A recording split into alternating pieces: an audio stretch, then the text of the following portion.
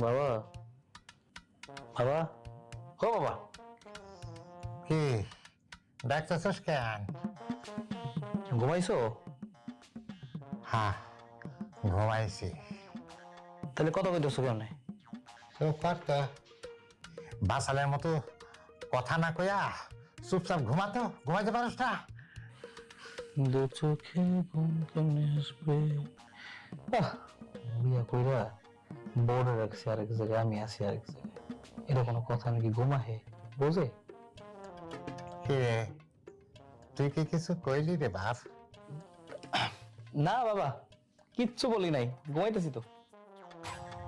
আহারে, আমার 30 বছরের সংসার জীবনে বউরে ছাড়া কোনোদিন একা একা থাকি নাই।